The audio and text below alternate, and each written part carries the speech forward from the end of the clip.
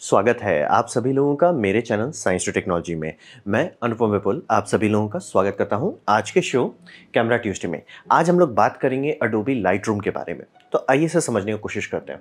मैं क्लियर कर देना चाह रहा हूं, ये ट्यूटोरियल नहीं है, नाम में भी मैंने ट्यूटोरियल नहीं दिया। ये एक्सप्लेन्ड है कि ये है क्या, क्योंकि हर कोई जो कैमरा लेता है उसको कोई ना कोई बोला होगा भाई लाइटरूम है कि नहीं, या इसके बारे में आप ज़रूर सुनेंगे। समझिए ये है क्या। तो लाइटरूम समझिए काफ़ी पुराना सॉफ्टवेयर है। इसका विंडोज़ वर्जन अराउंड समझिए 2007 फरवरी में उतारा गया था, और उससे पहले बेटा वर्जन्स भी उतारे गए थे। तो काफ़ी पुराना सॉफ्टवेयर है। और ये समझिए कि ये फोटोग्राफर को देख के बनाया गया है, यानी कि मतलब आपके जो ग्राफिक डिज़ाइनर है उनके लिए अलग अलग सॉफ्टवेयर बनते हैं, उनके हिसाब से बनता है। जैसे आपका फोटोशॉप हो जाए, इल्यूस्ट्रेटर हो जाए, ये सब उनके स्पेसिफिकली बना है। फोटोग्राफर के लिए ये दोनों में से कोई टूल नहीं है। तो लाइटरूम जो बनाया गया था फोटोग्राफर को मद्देनज़र रख के बनाया गया था। और इसमें दो काम एक साथ होता है। पहला काम होता है ये इमेज ऑर्गेनाइज करता है। आप लोग में से जो लोग भी फोटोग्राफी करते हो या एज ए हॉबी भी करते होगे, अगर आप फोटो ठीक से नहीं रख रहे हो तो आपका सारा फोटो गायब हो जाता है। और गायब ऐसा भी नहीं कि डिलीट हो गया, आपको खुद ही नहीं पता कि वो फाइल किस जगह पे रखी गई थी। तो ऑर्गेनाइजेशन बहुत इंपॉर्टेंट है, खासतौर पे अगर आप कैमरोज के साथ काम कर रहे हैं, अलग अलग टाइम पे कर रहे हो। ऑर्गेनाइज अगर नहीं है कोई मतलब नहीं है, आप खुद ही खो जाएंगे कि भैया मेरा कंप्यूटर में किस हार्ड ड्राइव में कहाँ था। तो ये इमेज ऑर्गेनाइजेशन को बहुत सीरियसली बहुत ढंग से करता है। फिर मैनिपुलेशन, यानी कि इमेज जो आप ले रहे हो और कैमरा से जो आ रहा है, खासतौर पे रॉ फाइल, उसमें बहुत ज़्यादा डेटा होता है। लेकिन जो आप देखते हो स्क्रीन पे देखते हो या कैमरा के पीछे देखते हो, वो उसका समझिए एक कंप्रेस्ड रेंडर है।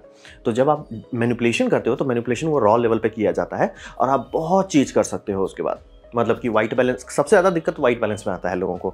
और इसीलिए देखिए कैमरा में वाइट बैलेंस सिर्फ कूल या वार्म होता है, जबकि आप लाइट रूम में देखेंगे कूल, वार्म और ये टिल भी जैसे आ जाता है। मतलब समझिए 2 शेड आता है, मतलब 4 वेक्टर होते हैं, वो आपको मिल जाता है। तो और ये समझिए कि ये सारा चीज़ एक जगह पे तेरा एक सॉफ्टवेयर आप खोलिए, उसमें सारा ऑर्गेनाइजेशन भी होगा और मैनिपुलेशन भी होगा। और बैच प्रोसेसिंग भी इसमें बहुत आसान होता है। जैसे कि आपने मान लीजिए बहुत सारे फोटोज़ देखे और उसमें से हो गया भाई कुछ फोटोज़ में अगर ये सेटिंग लगा दे, जैसे मान लीजिए कि आपको है कि ये सारा फोटो जब मैं ले रहा था मेरा सेटिंग गलत था, सब थोड़ा सा ओवर एक्सपोज हो गया, कोई बात नहीं, सब में बैच लगा के आप कर दीजिए कि अंडर एक्सपोज कर दे। आप कॉपी पेस्ट भी कर सकते हैं। जैसे मान लीजिए आपका एक बैच चल रहा था, आपने काम किया तो तर खींच लिया खूब सारा फोटो। पहला फोटो को एडिट कीजिए, राइट क्लिक कीजिए, कॉपी सेटिंग्स कीजिए और फिर बाकी सबको सेलेक्ट कर लीजिए, पेस्ट सेटिंग्स कर दीजिए। जितना भी आपने मॉडिफिकेशन किया है सब उसमें डंप हो जाएगा। और इसे बोले हर चीज़ का बनाया गया फोटोग्राफर के हिसाब से। बैच वन स्पॉट सारा चीज़ हो जाएगा, बैच प्रोसेसिंग भी हो जाएगा। और अगर इसका ओरिजिनल आप लेना चाहते हैं तो 800 रुपया महीना तक आपको लग सकता है। उससे कम में भी है, उससे ज़्यादा में भी है, बट अगर लाइटरूम का जो जिसमें मैं यूज़ करूँ तो वो 800 रुपया पे आएगा। और ये समझिए काफ़ी सारे ऑपरेटिंग सिस्टम सपोर्ट करता है। विंडोज़ सपोर्ट करता है, एंड्रॉइड करता है, यानी कि आप अपने मोबाइल में काफ़ी एडवांस कर सकते हैं, iOS में करता है, मैक में करता है, सब में करता है। और मल्टी मॉनिटर भी सपोर्ट देता है। तो कई बार होता है कि लोग एक फोटो ये रखते हैं, क्या बोलते हैं, मेन मॉनिटर रखते हैं जिसमें फोटो देखते हैं, वो कलर एक्यूरेट रहता है। दूसरा रखते हैं जिसमें सेटिंग वोटिंग छिड़ते रहते हैं। मतलब डेवलपमेंट का काम दूसरे में होगा, लेकिन देखने का विजुअल फीडबैक वो अच्छे मॉनिटर पर करेगा। या ये बंदा उल्टा कर रहा है, हो सकता है कि ये मॉनिटर ज़्यादा कलर एक्यूरेट है, ज़्यादा कैलिब्रेटेड है, तो इसमें इमेज देखो और इसमें सारा ऑर्गेनाइजेशन और डेवलपमेंट का काम करो। तो ये हुआ लाइटरूम, फोटोग्राफर्स के लिए बनाया गया टूल है।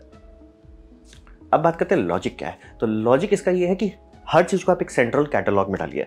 ज़रूरी नहीं है कि सारा एक ही कैटलॉग में हो, लेकिन जनरली रेकमेंड किया जाता है आज के टाइम में। पहले इस सब सॉफ्टवेयर का थोड़ा लिमिट था कि 1-2 मिलियन फाइल से ज़्यादा नहीं संभाल पाता था। आजकल कई मिलियन फाइल संभाल लेता है। तो यानी चांसेस कम है कि आप इसका जो मतलब ऑर्गेनाइजेशन एल्गोरिथम है उससे ऊपर चले जाएंगे। तो जनरली कहा जाता है कि एक सेंट्रल बनाए, जैसा कि मेरा सारा फोटो जो सबसे पुराना जाता है 2011 तक जाता है। तो 2011 से 2023 तक सारा है मेरे पास और एक ही कैटलॉग में है।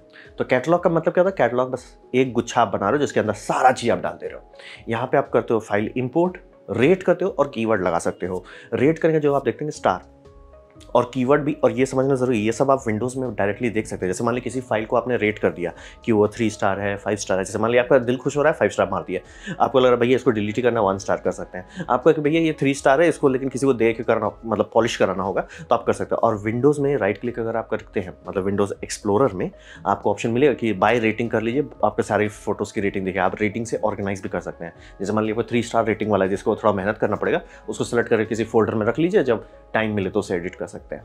तो वही इसमें इंपोर्टिंग करना, इंपोर्टिंग एज इन कार्ड से डंप लेना, और आप चाहें तो दूसरे पुराने उससे भी ले सकते हैं, हार्ड ड्राइव से भी ले सकते हैं। रेट करना ताकि सारा फ़िल्टरिंग आपका सब कीवर्ड करना, कीवर्ड भी बहुत इंपॉर्टेंट बात है। ये सब एक्सिफ मेटा डेटा में स्टोर हो जाता है। तो जैसे मान लीजिए कि आप किसी मॉडल का शूट कर रहे हैं तो उस मॉडल का नाम डाल दीजिए कीवर्ड में, आपको मतलब खोजने का दिक्कत नहीं होगा, वो रहेगा फाइल में। आप किसी शादी में जा रहे हैं, उस शादी का क्लाइंट का नाम लिख दीजिए, वो रहेगा परमानेंटली वहाँ पर। तो ये सब काफ़ी आसान कर देता है। लॉन्ग टर्म में आप अपने आप को बहुत ये कहेंगे, शाबाश कहेंगे, और अगर नहीं करते हैं तो अपने आप को गाली देंगे बहुत ज़ोर से। एक कहावत है चाइनीज़ में जो काफ़ी अच्छा रहता है कि best time to plant a tree is 30 years ago, next best is now. यानी कि पेड़ लगाने का सबसे बढ़िया टाइम होता है 30 साल पहले, दूसरा बढ़िया टाइम है अभी। तो ये सब आप अभी से ही अगर करना शुरू कर दो, जैसे मान लीजिए आप पहले ढंग से नहीं कर रहे हो, रेट नहीं कर रहे हो, कीवर्ड नहीं डाल रहे हो, अब से भी करना शुरू कर दीजिए, काफ़ी आपको मदद होगा। मतलब आपका भविष्य वाला वर्जन आपको गाली ना दे। फिर ये नॉन डिस्ट्रक्टिव एडिटिंग करता है। यानी कि मान लीजिए आपने फोटो लिया, फोटो में आपने देखा भाई एक्सपोजर थोड़ा बड़ा, थोड़ा रिच लगाते हैं, एक्सपोजर की आपने प्रिंटर में भेज दिया, प्रिंटर में वो फील नहीं आ रहा है आपको, भाई तो फोटो बिगड़ गया नहीं, आराम से एक्सपोजर चेंज कर दिया। रॉ फाइल आप इसमें डालते हैं, तो इसलिए बोला था कि रॉ फाइल को छेड़ा नहीं जा रहा, उससे जो एक्सट्रैक्ट निकल रहा है उस एक्सट्रैक्ट में आप सेटिंग चेंज कर रहे हैं। 1000 बार चेंज कीजिए, 1,00,000 बार चेंज कीजिए, उसको कोई फर्क नहीं पड़ने वाला। नॉन डिस्ट्रक्टिव है, कुछ नहीं बिगड़ने वाला ओरिजिनल का, और सोर्स आपका फाइल जो है वो सेफ रहता है। और फिर समझिए जो आप एक्सपोर्ट डिलीवरेबल्स होते हैं, यानी कि आपको किस फॉर्मेट में चाहिए, आपको जेपीईजी चाहिए, कुछ केसेस में आपको पीएनजी चाहिए, और कुछ केसेस में टारगा चाहिए होता है। जो चीज़ चाहिए वो डिलीवरेबल आपको मिल जाएगा, और उसके हिसाब से आप सेटिंग कर लो और उसको प्रिंट में भेज दो। तो ये इसमें जैसे मेरा ये कैटलॉग है, जैसे बर्ड फोटोग्राफी कर रहा था, खूब सारा बर्ड बन गया, ये इसे फिल्म स्ट्रिप कहते हैं, बोल रहे ना, सारा चीज़ सॉफ्टवेयर किस बना। और यहाँ पे तो मैं आपको ये व्यू दिखा रहा हूँ, आप लेफ्ट राइट व्यू भी कर सकते हैं। बहुत सारा सेटिंग है, खूब सारा सेटिंग, मतलब सेटिंग से मामले में आपको टेंशन नहीं लेना है। तो लॉजिक यही है, और इस मतलब सॉफ्टवेयर का जो यूज़र इंटरफेस इसका लॉजिक है इस तरफ से उस डायरेक्शन में जाता है। यानी कि सबसे पहला चीज़ आपका यहीं होगा, फिर दूसरा चीज़ यहाँ होगा, फिर तीसरा चीज़ वहाँ होगा। तो आप समझना चाहते हैं ना कि क्या चीज़ पहले होना चाहिए, वो यहाँ वाला होगा, दूसरा यहाँ होगा, तीसरा होगा। ये यूज़र इंटरफेस में उन्होंने लॉजिक लगाया है, और मतलब इससे आप कंफ्यूज नहीं होंगे कि भाई क्या चीज़ पहले होना चाहिए। इसलिए देखिए, सबसे पहला है लाइब्रेरी, दूसरा है डेवलप, उसके बाद बाकी सारा चीज़ आता है, प्रिंट एकदम आखिरी में आता है। इनका लॉजिक वही है, लेफ्ट टू राइट जाते हैं। अब बात करते हैं इंपोर्टिंग, जो सबसे पहला काम आप करोगे। तो सबसे पहला समझिए, इसमें आप कार्ड से इंपोर्ट कर सकते हो, जैसे कैमरा का कार्ड हो जाए, कोई भी फॉर्मेट हो जाए। इसके लिए बस वो एक्सटर्नल मीडिया के तौर पर डिटेक्ट होगा। और आप चाहे ओल्ड पीसी, आपके पास मान ली कंप्यूटर है और उसमें आपने बहुत सारा फोटो रखा है, आप उसको भी कर सकते हो, आप उसको भी कर सकते हो। मेरे केस में तो और जैसा ही हुआ, जैसे मैं रिसेंटली सीखा हूँ डेट को फाइल में डालने का इंपॉर्टेंस, तो मेरे पास समझिए पहले से किया हुआ था, लेकिन उसे मुझे रीडू करना था। वो भी आप कर सकते हो, क्योंकि इसमें आप ऊपर देखेंगे कॉपी एज डीएनजी। डीएनजी एक ओपन फॉर्मेट है इसका, ओपन मतलब पूरी तरह से नहीं ओपन है, लेकिन ओपन एज इन लेकिन बाकी सारी कंपनी भी यूज़ कर सकती है। ये डिजिटल नेगेटिव करके है, अडोबी ने बनाया था, उतना सक्सेसफुल नहीं हुआ। फिर दूसरा कॉपी, इसमें आपका जो रॉ फाइल है, कैमरा का जो भी रॉ फॉर्मेट है वो सीधा कंट्रोल सी कंट्रोल वी कर देता है। कई लोग प्रेफर करते हैं डीएनजी करना, डीएनजी का अपना फ़ायदा नुकसान है। कई लोग प्रेफर करते हैं जो कैमरा का रॉ है वही सीधा का सीधा उठा के रख दो, कोई छेड़ो मत, वो दोनों का अपना फ़ायदा नुकसान है। जनरली अगर आपका प्रोसेसर बहुत बम नहीं है, कॉपी कीजिए, और आपको नहीं माने तो मत ही कीजिए। डीएनजी करने की ज़रूरत नहीं है, कंपलसरी नहीं है। अगर आपका मतलब कुछ है रिक्वायरमेंट जिसमें कंपलसरी है तो कीजिए। फिर उसके बाद आता है मूव। मूव बहुत इंपॉर्टेंट है, यानी कि मतलब ये आपका कट पेस्ट कर रहा है। मूव में आप ऐसा समझिए कि आपका मेरा ये फोल्डर में था काफ़ी सारा फोटो जो अनऑर्गेनाइज था, इसे मैं ऑर्गेनाइज करूँगा, मूव कर लीजिए।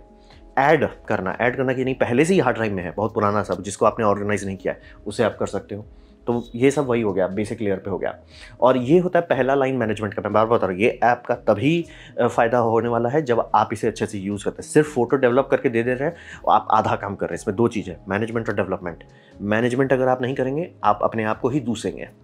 तो मैनेजमेंट का सबसे पहला चीज़ होता है कि उसमें जो लाइटरूम बनाया गया, वो बहुत समझदार लोग हैं, उन्होंने सीधा डाला कि हर चीज़ इस फॉर्मेट से सेव होता है। यानी कि सबसे पहला फोल्डर होगा ईयर, 2012, 2013, 2014, 2015 ईयर्स में सेव होता है। फिर उसके नीचे जाइएगा और उसके बाद वो महीना स्टेयर करेगा कि 2013 8, 2018 5, ऐसा करके वो मंथ्स होगा। फिर मंथ के अंदर घुसेगा तब आपको ईयर मंथ डे डेट ऐसा फॉर्मेट करके करते हैं, ताकि आपको कोई भी चीज़ कन्फ्यूजन नहीं होगा। आपको बस ईयर पता होना चाहिए किस ईयर में हुआ था, आप राग से खोज सकते हैं। और अब यहाँ पे मैं तो ये फ़ोल्डर स्ट्रक्चर की बात कर रहा हूँ, लेकिन अगर आपको कि नहीं मेरे को जो फाइल्स हैं, यानी कि जो रॉ फाइल मैं निकाल रहा हूँ कैमरा से, आज तक मुझे नहीं समझ में आया कि कैमरा में ये क्यों नहीं कर पाते हैं। लेकिन अगर आपका है कि भाई कैमरा से जो फाइल निकला उसी को मैं रीनेम कर दूँ, जो कि लॉन्ग टर्म में ज़्यादा फायदेमंद रहेगा। क्योंकि अगर मान लीजिए लाइट रूम से आप किसी दूसरे सॉफ्टवेयर में जंप करते हैं, या आपको किसी कारण से आपका कैटलॉग उड़ जाता है, करप्ट होता है, या आपने बैकअप नहीं किया था तब नुकसान होता है, तो मतलब ओरिजिनल सोर्स आप नहीं भुलाना चाहोगे ना, तो ये आप कर सकते हो। ये मैं अभी रिसेंटली करने लगा हूँ। इसमें मैं ईयर, मंथ, डे, आवर और मंथ बोल रहा हूँ यहाँ पे, मिनट, सेकंड और कैमरा सीक्वेंस। और सेकंड के बाद ये समझिए मिली सेकंड में नहीं जाता है, तो कैमरा सीक्वेंस करना होता है, क्योंकि बहुत सारे कैमरा में बर्स्ट मोड होता है। बर्स्ट मोड 1 सेकंड के अंदर कई फोटो ले सकता है। तो अगर आप सेकंड पे रख के छोड़ देते हैं, कंप्यूटर कंफ्यूज हो जाएगा, भैया मैं किस फोटो को क्या नाम दूँ, तो इसीलिए कैमरा सीक्वेंस वहाँ रखते हैं। तो एग्जाम्पल बनेगा जैसे 2023-03-28 7:50 के 55 सेकंड पे 57 सेकंड पे, और वो मतलब मेरा नंबर बन जाएगा। ये आप ऐसा ये फॉर्मेट डाल देते हो लाइट रूम में, तो जितनी भी रॉ फाइल आप इंपोर्ट कर रहे हो, फाइल में कोई छेड़खानी नहीं हो रही है, बस रीनेम हो जा रहा है। और ये नेम आप किसी को भी कॉपी कीजिए, पेस्ट कीजिए, ये कभी भी अपना वो नहीं भूलेगा, क्या बोलते हैं, ऑर्गेनाइजेशन नहीं भूलेगा। आप किसी भी विंडोज़ में लाइए, किधर भी कीजिए, गूगल ड्राइव में डालिए, फिर निकालिए, अरेंज बाय नेम, ये ऑटोमेटिकली अरेंज कर देगा। इसीलिए ये फॉर्मेट ज़रूरी है। ये अरेंज बाय नेम में काम करता है, क्योंकि समझिए सबसे बड़ा यूनिट, फिर छोटा, फिर छोटा। अगर आपको जैसे को बताया 23 तारीख, क्या 23 तारीख किस महीने का, कोई मतलब नहीं है। फिर आपको इसीलिए ईयर सबसे पहला आप पता समझिए, दो जो भी आप बोल रहे हो वो उस ईयर में हुआ है, ठीक है, कौन से महीने में, महीना हो गया, फिर डेट हो गया। ये सबसे बेस्ट फॉर्मेट चलता है। इंपोर्टिंग में ध्यान दीजिए, इसमें इसी टाइम में आप कीवर्ड, रेटिंग, ये सब कर सकते हो। और रेटिंग आप ध्यान दीजिए आपके कैमरा में भी रहता है, और वो भी आप कर सकते हो कि जैसे मान लीजिए आप लोग फोटो खींच लिए और बैठे हुए कुछ जगह, जैसे हम लोग स्पोर्ट्स फोटोग्राफी कर रहे थे, ब्रेक पड़ा है बीच में, उस टाइम में आप फोटो को रेट कर सकते हो, और वो रेटिंग यहाँ दिखेगा। इसीलिए वो सारा फाइल मेटा डेटा के साथ रहता है, ऑर्गेनाइजेशन में काफ़ी मदद आता है। अब आते हैं एडिटिंग में। तो एडिटिंग में ये समझिए कि यहीं पे आप फोटो डेवलप करते हैं। ये लाइट रूम का, अगर आप लोग नेगेटिव में काम करें, लाइट रूम में उसे डेवलप किया जाता है। फिजिकल लाइट रूम होता था, एक लाइट रूम होता था आयरॉनिकली, जिसमें एकदम अंधेरा रहता था, मतलब ताकि नेगेटिव एक्सपोज ना हो जाए, तो उसको डेवलप किया जाता था। लाइट रूम वहीं से नाम उठाया है। तो यहाँ एडिटिंग में डेवलपमेंट होता है। क्या इसमें आप लेयर कर सकते हैं? नहीं, ये फोटोशॉप नहीं है।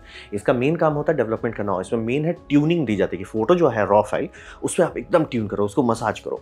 आपको मास्किंग का फंक्शन ज़रूर मिलता है, ये बात समझना ज़रूरी है। यानी कि मान लीजिए आप चाहते हो कि दो लोग हैं, हस्बैंड वाइफ है जैसे मान लीजिए, और वाइफ का चेहरा बहुत ज़्यादा ब्राइट आ रहा है, यानी कि मतलब स्किन टोन उसका बहुत ज़्यादा है, हस्बैंड बहुत ज़्यादा वो लग रहा है, कॉन्ट्रास्ट लगा। अब हस्बैंड को हाईलाइट कर लो, सेलेक्ट कर लो, और उसका सेटिंग बदल दो ताकि वो ठीक से बैलेंस लगने लगे। ऐसा आप कर सकते हो। मास्किंग कर सकते हो, ये कर सकते हो, आइसोलेट कर सकते हो। लेयर करने की ज़रूरत नहीं है, करने भी नहीं देगा, ये सॉफ्टवेयर उसके लिए है ही नहीं। और वही समझिए, मास्क बना क्या बहुत चीज़ों को कंट्रोल कर सकते हो। आजकल तो पैच टूल भी दे दिया, जैसे मान लीजिए कोई तार आ गया तो उसको क्लोन स्टैम्प जैसा टूल दे दिया है। लेकिन इसमें एक सबसे बड़ा और बात है, बहुत ज़्यादा नंबर स्लाइडर्स है। यानी कि अगर आप ये कभी खोलेंगे, जो उसका मेन डेवलप टैब होता है, टैब खोलिए, उसमें सबसे पहला आएगा आपका बेसिक वाला, बेसिक आता है, फिर टोन कर्व आता है, बहुत सारा आ जाता है, मतलब हैरान हो जाएंगे। अगर सारा एक साथ खोल दे तो आप स्क्रॉल करते करते ही थक जाएंगे। बहुत ज़्यादा स्लाइडर्स हैं इसमें, और ऑब्वियसली दिया गया है ताकि पूरा मसाज कर सकें, और बिना कोई फोटो में छेड़खानी किए आप एकदम अच्छा आउटपुट निकाल सकते हैं। तो वो अच्छी बात है कि साइड इफेक्ट है कि नए जो लोग कूदते हैं थोड़ा थक जाते हैं। तो जनरली कहा जाता है कि पहला वाला रखो, उसमें सबसे ज़्यादा मेन चीज़ है आपका वाइट बैलेंस हो जाए, टिंट हो जाए, आपका एक्सपोजर हो जाए, कॉन्ट्रास्ट हो जाए। फिर नीचे नीचे आते जाओ तो कलर लेवल पे स्पेसिफिक आता है, और नीचे आते जाइए तो उसमें सबसे मेरा फेवरेट है मतलब डी नॉइज़ करके है। फिर बहुत सारे ऐसे सेटिंग्स आते हैं। तो यहाँ पे समझना बहुत ज़रूरी है कि यहाँ पे लोग प्रीसेट बनाने लगते हैं। जैसे मान लीजिए आपको पता है कि मेरा कैमरा का ये सिग्नेचर है, जैसे आपने मान लीजिए 3-4 कैमरा शूट करा, आपको पता है भैया ये नाइकॉन वाला जो है ना, इसमें मतलब थोड़ा शार्पनेस कम आता है, ठीक है, इसमें कलर लेकिन अच्छा आता है, शार्पनेस कम आता है, ठीक है, आप शार्पनेस बढ़ा दिए। उसका प्रीसेट है कि जैसे आप फिल्टर किए, फिल्टर बाय कैमरा, सबको सेलेक्ट किए, सब में अप्लाई कर दिए प्रीसेट। आपको पता है ये सेटिंग मेरे को करना ही है, आप एक ही शॉट में प्रीसेट मार दिया। दूसरा हो सकता है कैनन की, अरे भैया शार्पनेस बहुत अच्छा है लेकिन नॉइज़ बहुत आता है इमेज में, आप उसमें आराम से करिए डी नॉइजिंग का मतलब जो सेटअप है कर दीजिए, प्रीसेट का सकता है। और कई लोग तो प्रीसेट इतना अच्छा से करते हैं कि मतलब पहला फोटो लिए, प्रीसेट बनाए, काम खत्म सर, वो प्रीसेट सारे फोटो में पेस्ट कर देंगे। मॉडर्न फोटोग्राफर्स लोग इसको खूब यूज़ करते हैं, या कोई भी ऐसा काम जहाँ पे फिक्स जगह पे हो कि मेरे को यही चीज़ बहुत करना है, तो आप वो कर सकते हो, बहुत फायदेमंद रहता है। अब बात करते हैं इतने सारे स्लाइडर्स, और मान लीजिए अगर आप शादी में कर रहे हो, आराम से 400-500 फोटो तो बनेंगे ही, और उसमें से आपको कम से कम 100 फोटो पे प्यार से मेहनत करना है, जो आपको क्लाइंट को प्रिंट करके देना है। तो वहाँ पे ये थोड़ा दिक्कत हो जाता है, वो कीबोर्ड स्लाइड बहुत दिक्कत होता है। अब बहुत लोग एडिटिंग इसीलिए नहीं करते हैं कि ये सब बहुत फछांग लगता है, तो उस सब जगह पे आप इस तरह के हार्डवेयर खरीद सकते हैं। ये है एग्जांपल दिखा रहा हूँ, लूपडेक। ये करीब 24-25 हज़ार का आता है, और जो लोग फोटोग्राफी या ये वीडियोग्राफी में भी यूज़ हो सकता सकता है। ये कंपनी ने बनाया, ये लाइट रूम से सॉफ्टवेयर से डायरेक्ट बात करता है और ये सारे नॉब्स डायरेक्टली सेटिंग कंट्रोल करता है, जैसे कि आपका कॉन्ट्रास्ट हो जाए, क्लैरिटी हो जाए, एक्सपोजर हो जाए, मतलब एक शॉट में आपको कहीं जाना नहीं है, एकदम फटाफट। और अगर आप यही डेली कर रहे हैं तो ये बहुत टाइम बचाता है, तो लोग खर्च करते हैं इसको लेने में और फ़ायदा भी होता है। जिनको है कि भैया मेरा काम यही है, मैं फ़ोटो ही कर रहा हूँ, तो लोग करते हैं इस पर खर्चा। दूसरी बात हो गई कि ये तो बहुत महंगा हो गया ना। अब बहुत लोग कहें कि नहीं यार थोड़ा सस्ता में करो, थोड़ा सस्ता में आप ये कर सकते हो, मीडी डिवाइस खरीद सकते हो। तो जो लोग म्यूज़िक इंडस्ट्री में इंटरेस्टेड होंगे या मुंबई में रहते होंगे, वो लोग इस तरह में बहुत भागते हैं। मीडी डिवाइस डिपेंड करता है आप कहाँ से खरीद रहे हो। अमेज़ॉन में ये 12,000 में मिलेगा, अगर आपको सही जगह पता है तो अच्छे 7,000 में यही मिल जाता है। तो मीडी टू एलआर एक सॉफ्टवेयर है, जो मीडी टू एलआर करके सॉफ्टवेयर फ्री है, वो सॉफ्टवेयर लीजिए, मीडी डिवाइस लीजिए और आराम से सारे स्लाइडर्स को लॉक पे लगा दीजिए। तो आप फोटो आया, नॉब एडजस्ट करते करते चलते जाइए, कोई टेंशन नहीं है। फिर आपका पूरा हैबिट बन जाएगा। बहुत स्पीड से, जितने भी लोग लेते हैं बहुत हाई स्पीड से अपना प्रोडक्टिविटी बढ़ा पाते हैं। तो ये आप कर सकते हो, ताकि अगर बहुत ज़्यादा फाइल एडिट करना है, यानी कि बैठ के हाँ भैया शादी हो गया, आप सब लोग फ़ोन किया सर, अरे सर इंस्टाग्राम में कैसे डाले, अरे सर व्हाट्सएप पे नहीं डाल पा रहे सर, 5 मिनट हो गया सर, फोटो खींचे हुए तुरंत क्यों नहीं आ रहा। तो वो लोग ही सबके पीछे खर्च करते हैं, क्योंकि टाइम एक वो वैल्यूएबल होता है। ये महंगा पड़ जाता है ये, लेकिन आप कर सकते हैं। लेकिन मैं कहूँगा मुंबई में लेने की कोशिश करें। मुंबई में लोग बोलते हैं म्यूज़िक इंडस्ट्री है तो मीडिया डिवाइस सब बिना दिक्कत के मिल जाता है, तो कई बार आपको मिल सकता है। लोग तो कई बार तो बड़ा वाला खरीद लेते हैं, इसमें 24 नॉब्स होते हैं, सारे स्लाइडर को एक शॉट में कर दो कि भैया आपको कहीं देखना भी नहीं, मुझे पता है। फिर करते करते मसल मेमोरी बन जाता है, फोटो सो आप देख भी नहीं रहो क्या छिड़ रहा है, आपको पता है मसल मेमोरी बन गया है। तो ये एडिटिंग आप कर सकते हो। तो ये था मेरा प्रेजेंटेशन, लाइट रूम है क्या, हुआ क्यों है उसका। उम्मीद करना हो आपको थोड़ा क्लैरिटी मिला हो, कुछ समझ में आओ कि क्या है। अगर ऐसा है, आपको कुछ सीखने मिला, कुछ समझ में आया, अगर ऐसा है तो लाइक कर दे, दोस्तों शेयर कर दे, उससे मेरा काफ़ी भला होगा। नहीं अच्छा लगा, नहीं पसंद आए, कोई बात नहीं, आप डिसलाइक दबा सकते हैं। मैं कहूँगा डिसलाइक 2 बार दबाएं, उससे मुझे पता चलो कितना ना पसंद हुआ है। मैं आपसे कहूँगा कि कॉमेंट लिखें, मैं हर कमेंट को पढ़ने की कोशिश करता हूँ। आपसे कहूँगा सब्सक्राइब कीजिए, बेल दबाइए अगर आप फ्री हैं तो। आपने मेरा वीडियो देखा, जान के मुझे बहुत खुशी हुई। धन्यवाद।